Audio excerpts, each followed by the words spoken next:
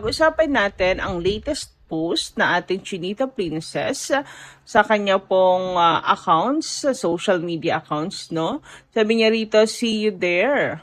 Prices from 50 pesos to 2,000 pesos only. Proceed will be donated for charity. Hashtag Kimchu Closet Bazaar 2026. So may pa-bazaar ang ating Chinita Princess.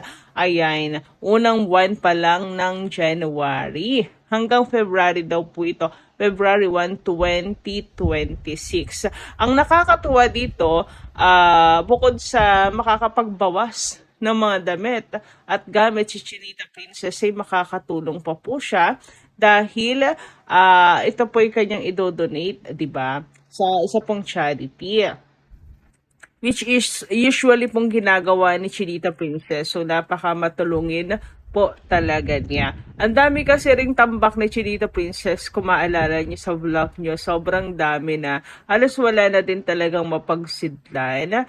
So, ayan. Kaya sa mga passionistas dyan, eto na yung chance nyo. And syempre, avid fan ni Kim Chu. Eto na yung chance nyo na makakuha po ng damit mismo ni Chinita Princess. Baka ngayong iba dyan, isang beses lang niya nasuot. Ayan, kaya sa mga gusto pong ay abangan nyo po iyang pabazar ni Chinita Princess. So, ulitin po natin, ito po ay sa January 28 to February 1, 2026. Closet clean out time. I'm having a Kimchi Closet Bazaar. Most of my OOTD KSYC outfits are up for grabs. January 28 to February 21, 2026.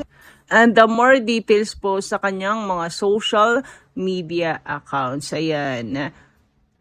And dahil sa kanya pong pabazar, si Chinita Princess ay trending sa bawat sulok ay ng Pilipinas. Grabe, pinag-uusapan, most topic of the town, di ba? Dito nga sa X, today's news, Kim Chu talaga. Kim Chu host Charity Closet Bazaar with pre-love outfits. At 4 po ang hashtags natin na trending sa buong bansa. Grabe, niyanig na naman po ng Kim Pao ang buong bansa. Ayan, number 1 si Kim Chu and we miss Kim Pao together. Sunod po ang hashtag Paula Avelino and syempre si Kimi. Grabe, 4, not just 1 but 4. Ganyan po kainit ang pagmamahal at pagsuporta ng Kim Pao's fandom, sina kina Kim and Paolo. Ganyan din po nila kamis na makita muli na magkasama ang Kim Pao. Grabe, di ba? After the birthday ni Miss Garlic, yun yung kauna-unahan na nakita po natin together ang Kim Pao this 2026 at hindi na muling nasundan. Kailan po kaya ulit? Siguro kapag magaling na yung balikat ni Paolo, makikita ulit natin silang dalawa na todo workout na po ulit. Back po sa kanilang habits, di ba? Ayan, see you soon, Kim and Paolo. Sana may bago po silang mga events together. For sure, ikatutuwa yun ng mga fans. Sobrang miss na po sila. And ayan nga, di ba, buong Pinas, kanila pong pinapabatid ang kanila pong pagkamis kina Kim and Paolo. Trending nationwide. Anyway, dumako naman tayo sa mga comment na ating taga-subaybay bilang pasasalamat sa walang sawang pagsuporta. Ito po ay tungkol sa mga nagdaan nating update. So first comment mula kay Mamila Carillo. Ayon sa kanyang comment, yang pagkurus ni Kim, ibig sabihin, signal na yon na malapit na ang kasal. Nitong taon, Pao, ikaw naman ang magsalita, hindi lang si Kim. Ikaw ang lalaki, kailangang magbitaw ng kasal nyo. Aminin nyo na, hindi na kailangang paligoy-ligoy. Total, dyan din ang bagsak ng kwento na may kuwenta bilang sorpresa sa araw ng mga puso. Kami na ang masayang mga fans senior na lagi abang sa aming idol na Kim Pao. Una sa lahat, mabuhay kayo, Kim Pao. Good support lang tayo. Kami hanggang dulo. Thanks God, gabayan kayo ng may kapal na lagi nakabantay sa paligid. Please take care. Please take good care to both of you. Si Lord na ang bahala. Sa nega bashers na walang katigil-tigil, ang aming idol mabait. Hindi sila pumapatol kaya sorry na lang. Basta kami mga fans, solid senior Kim Pao pa rin kami. Hanggang dulo. Kaya ang masasabi ko, ang pangarap o ang nangarap kay Kim and Pao, lubayan nyo na ang idol namin. Masaya na ang mag-asawa. Huli na kayo sa balita. Nabuhay ang Kim Pao. Mabuhay ang Kim Pao. Nandito lang kami sa paligid. Good luck sa aming idol. Happy wedding, Kim Pao. So, ayan. Wag na daw paligoy-ligoy, Paolo. Mensahe ni Ma'am Mila Carillo. Sana naman. Pero magandang idea na kung aamin ang Kim Pao sa Valentine's Day. 'Di ba? Araw ng mga puso. Uy, magandang idea talaga siya, to be honest. Why not, 'di ba? Tapos ito pala yung dapat nating abangan. Ito pala yung pinaghahandaan. Baka nga totoo na this 2026 handa na si Paolo. Sana yung tinutukoy niyang handa, pabor na pabor talaga sa mga fans, 'di ba? Ayan, isa pa naman niya sa inaabangan kasi magpapakatotoo at sasagot na ng si Paolo Avellino, malinaw pa sa sikat ng araw. Anyway, sabi naman ni Latin Home Hunter, Miss Gandara, wag lang talaga ang Econin. Wag lang talaga ang Econin. Lang naman ang ayaw namin. Ayan, na makikulab sa Kim Pao. Okay, wag lang talagang Econin. Sila lang naman ang ayaw namin makikulab sa Kim Pao. At ang lahat ng mga nanakit kay Kimi sa damdamin niya at pagkatao niya, babae man o lalaki. Wag niya nang balikan lahat sila. Dahil hanggang dulo, mga plastic sila sa'yo. Hindi na magbabago yan. Mga backfighter yan sa'yo. Kaya wag masyadong malambot ang ilong, Kimi. Kasi hindi lahat ng nakangiti ay tapat sa'yo. Kim Pao forever. God bless us all. Take care always. Bakit naman ilong? Latin Home Hunter.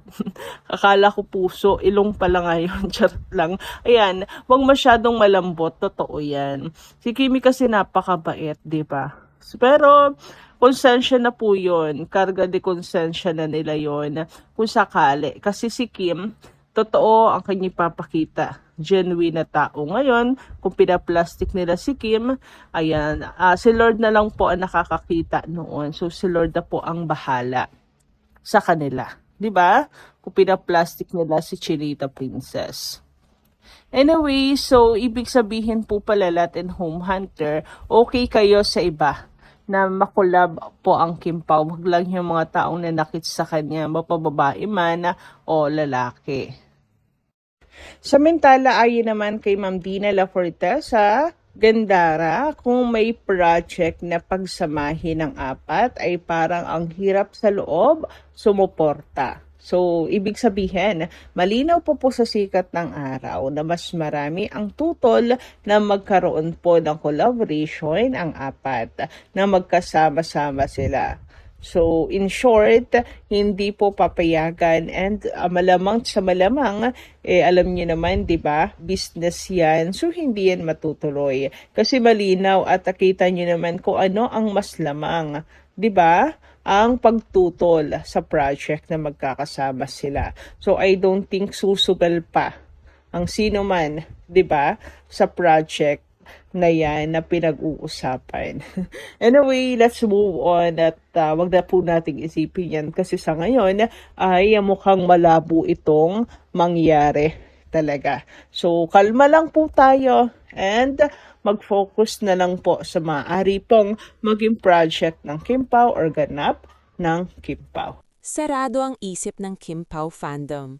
Ibig sabihin, Hindi sila possessive sa paraang ayaw na nilang makita sina Kim Chiu at Paolo Avellino na nakikipagtrabaho sa iba.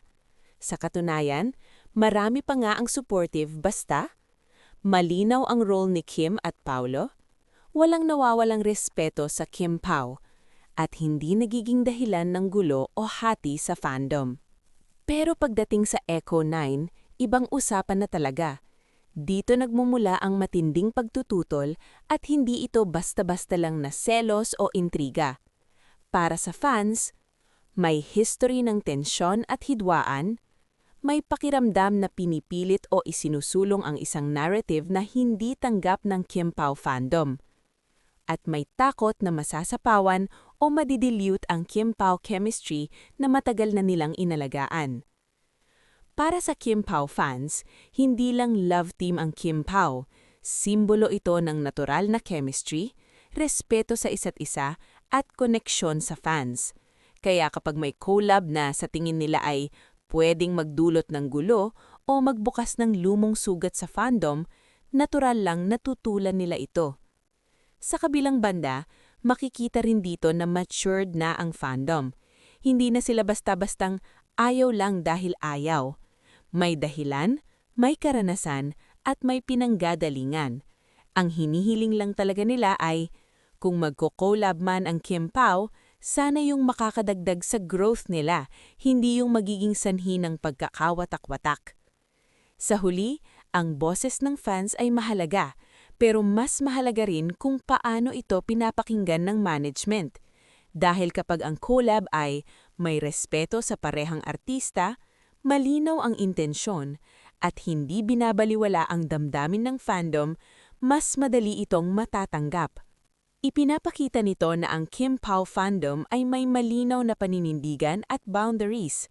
Hindi sila sarado sa ideya ng collab, sa katunayan, handa silang suportahan sina Kim Chiu at Paolo Avellino sa iba't ibang proyekto basta hindi nito sinasaktan ang core ng Kim Pao at ang emosyon ng fans.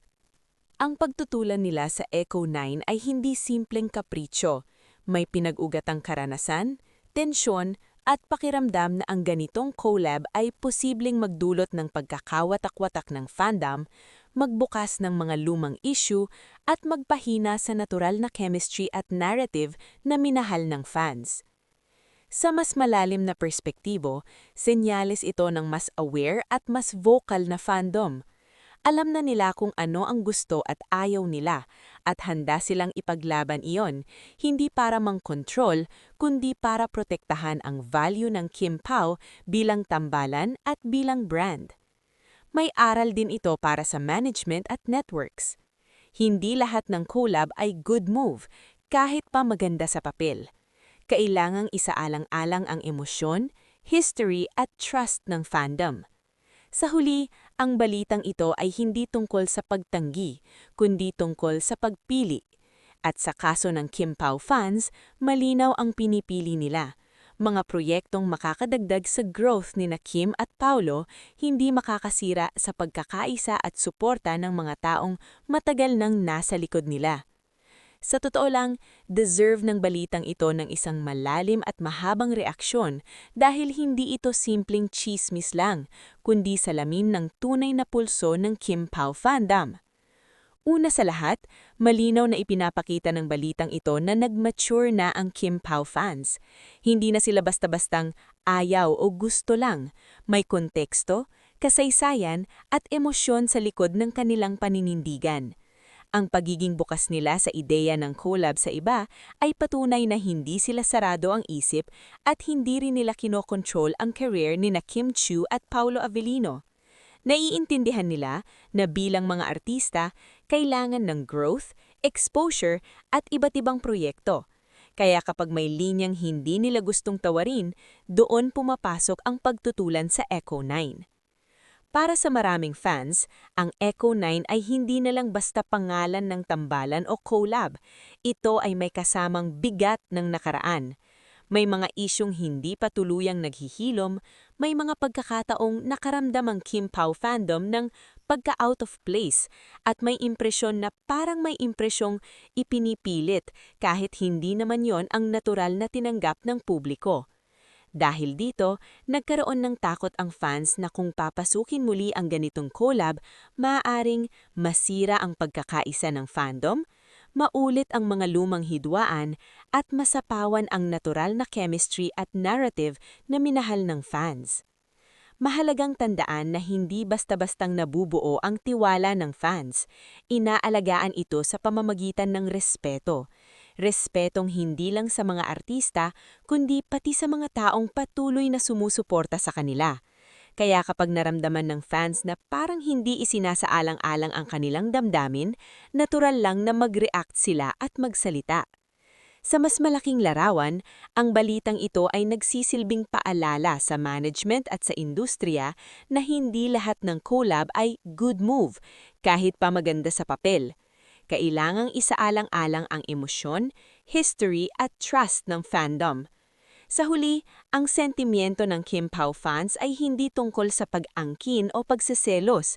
Ito ay tungkol sa pagprotektahan ng isang bagay na pinahalagahan nila ng matagal na, ang Kim Pao bilang tambalan na minahal dahil sa natural, hindi pilit at totoo nitong dating. Marami pang mahahalagang anggulo ang pwedeng idagdag sa balitang ito, at dito mas lalong nagiging malinaw kung bakit seryoso at hindi dapat baliwalain ang sentimiento ng Kim Pao fans.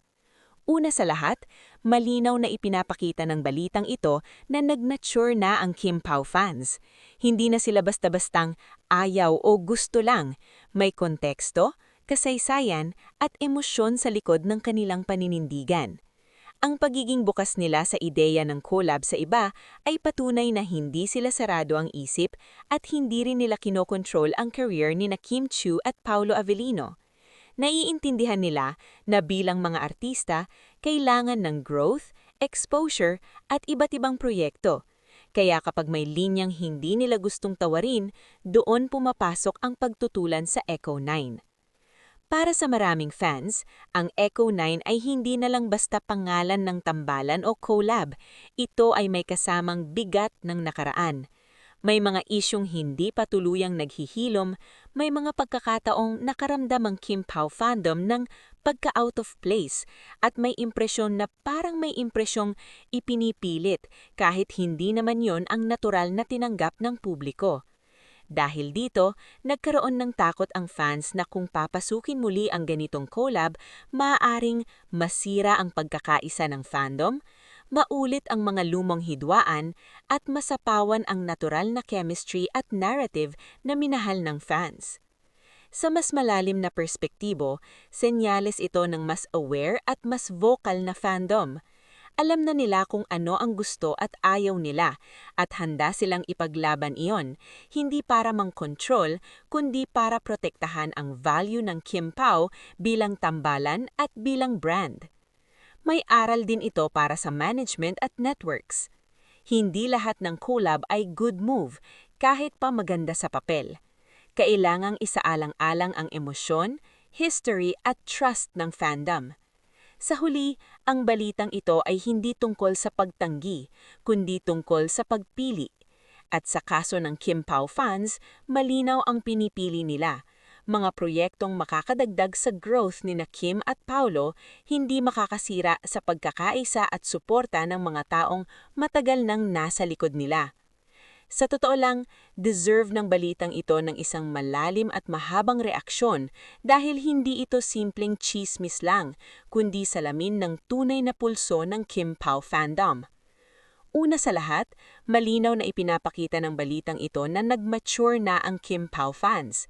Hindi na sila basta-bastang ayaw o gusto lang, may konteksto, kasaysayan at emosyon sa likod ng kanilang paninindigan. Ang pagiging bukas nila sa ideya ng collab sa iba ay patunay na hindi sila sarado ang isip at hindi rin nila kinokontrol ang career ni na Kim Chiu at Paolo Avellino. Naiintindihan nila na bilang mga artista, kailangan ng growth, exposure at iba't ibang proyekto. Kaya kapag may linyang hindi nila gustong tawarin, doon pumapasok ang pagtutulan sa Echo 9. Para sa maraming fans, ang Echo 9 ay hindi na lang basta pangalan ng tambalan o collab. Ito ay may kasamang bigat ng nakaraan. May mga isyong hindi pa tuluyang naghihilom, may mga pagkakataong nakaramdam ang Kim Pao fandom ng pagka-out of place at may impresyon na parang may impresyong ipinipilit kahit hindi naman yon ang natural na tinanggap ng publiko. Dahil dito, nagkaroon ng takot ang fans na kung papasukin muli ang ganitong collab, maaaring masira ang pagkakaisa ng fandom, maulit ang mga lumang hidwaan, at masapawan ang natural na chemistry at narrative na minahal ng fans. Sa mas malalim na perspektibo, senyales ito ng mas aware at mas vocal na fandom. Alam na nila kung ano ang gusto at ayaw nila at handa silang ipaglaban iyon, hindi para mang-control, kundi para protektahan ang value ng Kim Pao bilang tambalan at bilang brand.